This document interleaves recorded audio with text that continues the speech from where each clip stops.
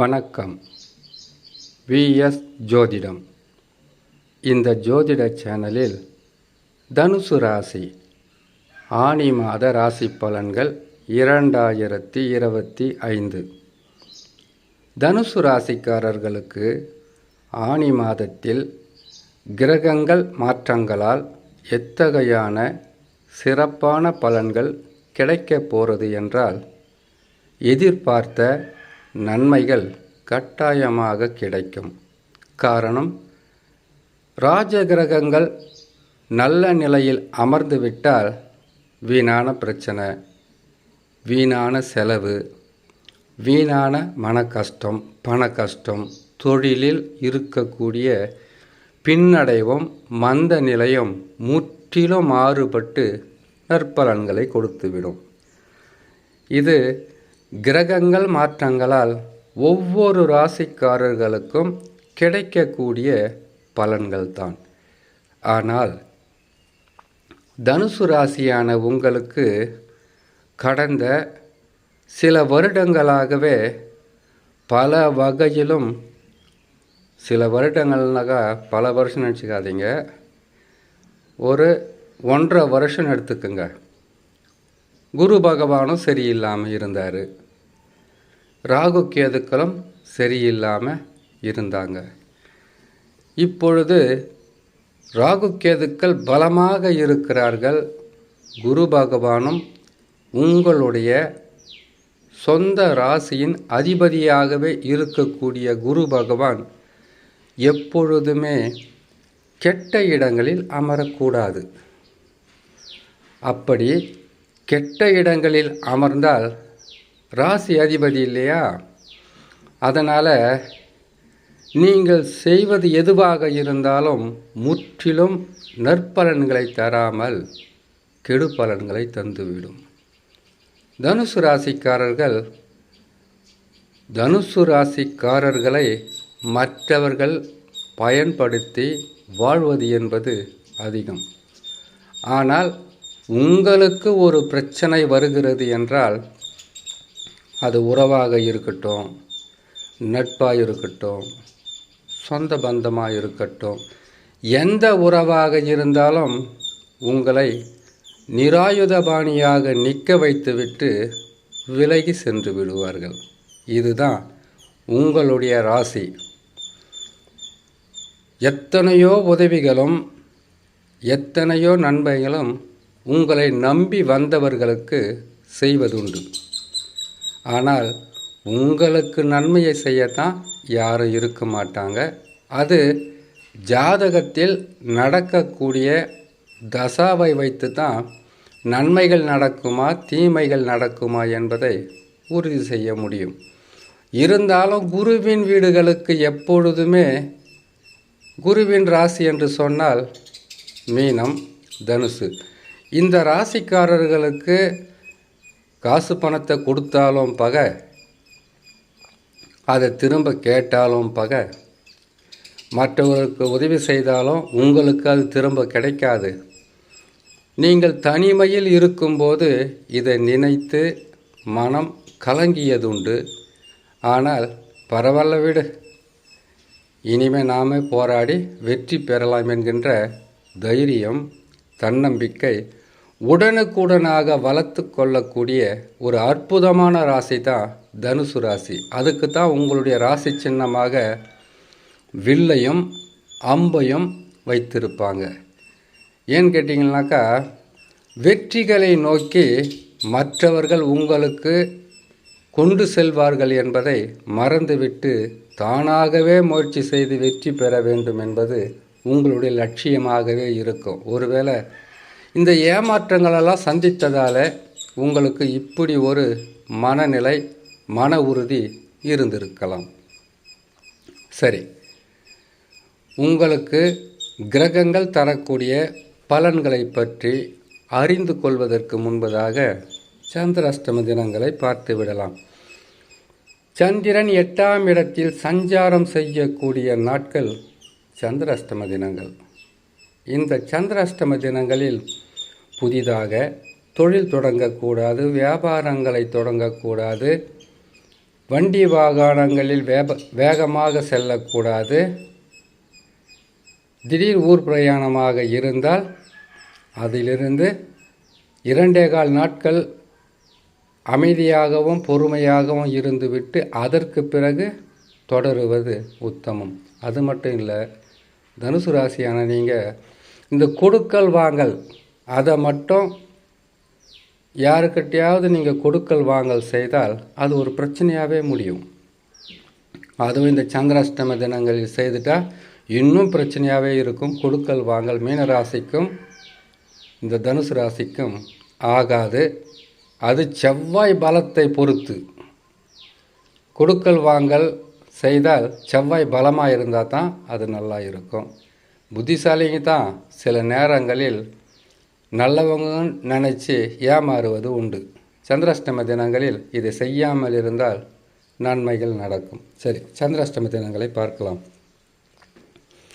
வருகின்ற 26/6/2025 ஆனி மாதம் 12ஆம் தேதி வியாழக்கிழமை இரவு 4:20 கடக ராசியில் சந்திர பகவான் சஞ்சாரம் செய்யும் போது சந்திராஷ்டம தினங்கள் ஆரம்பமாகும். சந்திராஷ்டம தினங்களிலிருந்து விடுபடக்கூடிய நாட்களாக 29/6/2025 ஆனி மாதம் 15ஆம் தேதி ஞாயிற்றுக்கிழமை காலை 10:28 சிம்ம ராசியில் சந்திர பகவான் சஞ்சாரம் செய்யும் போது சந்திராஷ்டம தினங்களிலிருந்து விடுபடக்கூடிய நாட்களாக இருக்கும். இம்மாதத்தில் கிரகங்கள் அமர்ந்து தரக்கூடிய பலன்களை பார்க்கலாம். தனுசு ராசியான உங்களுக்கு முயற்சிகளில் வெற்றியை தரக்கூடிய ஸ்தானத்தில் ராகு பகவான் 3ஆம் இடத்தில் அமர்ந்திருப்பது ஒரு சில மாதங்களுக்கு முன்பதாக இருந்து வந்த தடைகள் முற்றிலும் விலகும். உங்களுடைய சொந்த முயற்சியால், தன்னம்பிக்கையால், தைரியத்தால் எந்த செயலாக இருந்தாலும் அதை ஒரு முடிவுக்கு கொண்டு வருவதற்கு கடினமாக உழைத்து வெற்றி பெறலாம். ராகு 3ஆம் இடத்தில் இருக்கும்போது இத்தகையான நற்பலன்கள் நடக்கும். சரி, நல்ல பலன் நடக்கும்னு சொல்லிட்டு இல்லையா. 3ஆம் இடம் என்பது என்ன? தைரியம், தன்னம்பிக்கை, விடாமுயற்சி, வெற்றின்னு சொல்லிட்டோம் இல்லையா. உறவு சிக்கல்களையும் கொடுக்கும் 3ஆம் இடம்.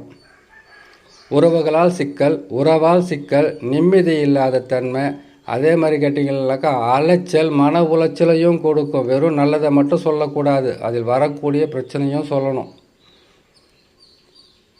அதனால் எல்லா வகையில் வெற்றி பெற்றாலும் போராட்டங்கள் தான். போராட்டம் இல்லாத வாழ்க்கை தனுசு ராசிக்கு கிடையவே கிடையாது. ஒரு பக்கம் போராட்டம், இன்னொரு பக்கம் நன்மைகள். அடுத்ததாக அர்த்தாஷ்டம சனியாக சனி பகவான் அமர்ந்திருக்கிறார். ஆனால் பெருசாக கஷ்டம் சொல்வதற்கு இல்லை. ஏன்னு கேட்டிங்கன்னாக்கா குருவும் ராகு கேதுவும் 3 ராஜகிரகங்கள் பலமாக இருக்கும்போது சனி பகவான் எப்பொழுதுமே பெருசாக தொல்லை கொடுக்க மாட்டார், கொடுக்க முடியாது. இதே குரு பகவான் மாற்றம் பெற்று உங்கள் ராசிக்கு 7 இருக்கிறார் இல்லையா, 8ஆம் இடத்திற்கு வந்துட்டாக்கா அப்பொழுது தான் அவருடைய முழுமையான குணத்தை காட்ட ஆரம்பிப்பார். சனி பகவான் தனிப்பட்ட முறையில் எல்லா பிரச்சனையும் கொடுத்துட மாட்டார்.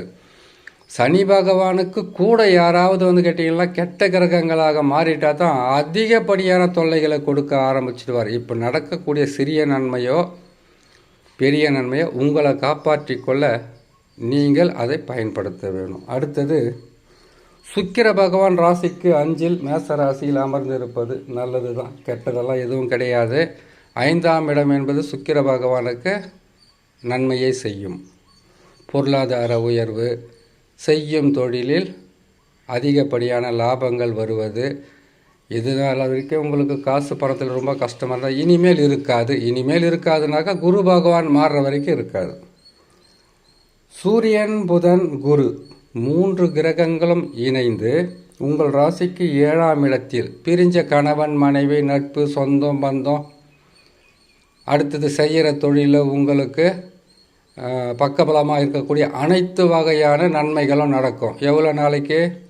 குரு பகவான் 7ஆம் இடத்தில் இருக்கிற வரைக்கும். 8ஆம் இடத்திற்கு வந்தால் ஏற்கனவே எப்படி இருந்ததோ அதை விட கொஞ்சம் அதிகமாக தொல்லை கொடுக்க ஆரம்பிச்சிடும். இதிலிருந்து ஒவ்வொரு ராசிக்காரங்களும் தெரிஞ்சுக்கிறது வேண்டியது என்னன்னு கேட்டிங்கனாக்கா, கஷ்டமாக இருக்கா அந்த நேரத்தில் கூடவே இருக்கணும்.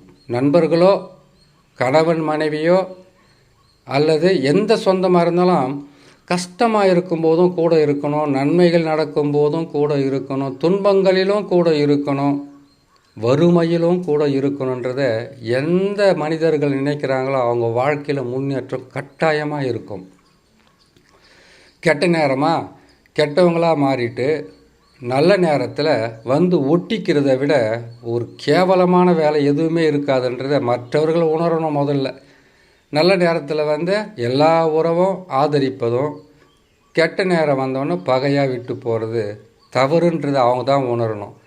இது தனுசு ராசிக்காரங்க முற்றிலும் நீங்கள் யோசிக்கணும். ஏன்னு கேட்டிங்கனாக்கா, இப்போ நேரம் நல்லா இருக்குது, பிரிஞ்ச உறவு ஒன்று சேரும். கெட்ட நேரம் வந்துச்சா, பிரிஞ்ச உறவு எதுவாக இருந்தாலும் அவங்க தொல்லையை கொடுக்க நல்ல நேரமும் கெட்ட நேரம் தான் காரணமாக இருக்கும். குரு பகவான் 7ஆம் இடத்தில் இருக்கிற வரைக்கும் உறவு சிக்கல் இல்லை. அடுத்ததாக செவ்வாய் பகவான் உங்கள் ராசிக்கு 9ஆம் ராசியில் கேதுவுடன் இணைந்து இருப்பது நன்மையை தரும், நற்பலன்கள் தரும். ஆனால் 9ஆம் இடம் என்பது கொஞ்சம் அலைச்சல், திரிச்சல், மன உளைச்சல், தூக்கமில்லாத தன்மை, இது எல்லாமே கொடுத்தாலும் நன்மைகள் நடக்கும். ஏன்னு கேட்டீங்கன்னாக்கா 5க்கும் 12க்கும் அதிபதியாக வரக்கூடிய செவ்வாய் பகவான் கேதுவுடன் இணைந்திருப்பதினால் பிள்ளைகளால் சில செலவுகள் வரும். ஆனால் பெருசாக பாதகம் இல்லை, நீங்கள் சமாளிக்கின்ற அளவில் தான் இருக்கும். பெருசாக தொழில் சொல்ல முடியாது. உங்கள் ஜாதகத்தில் நல்ல தசாவாக இருந்தால் ராகு கேதுவும் குரு பகவானும் பலமாக இருக்கும்போது எதையாவது செய்து சாதிக்கலாம். திருமணம் செய்யலாம், வீடு கட்டுறது, வெளியூருக்கு வேலைக்கு போகிறது, பொருளாதார உயர்வு, இது எல்லாமே செய்து சாதிக்கக்கூடிய காலகட்டமாக தான் இருக்கிறது என்று சொல்லி இன்னொரு நல்ல பதிவில் உங்களை சந்திக்கிறேன். நன்றி, வணக்கம்.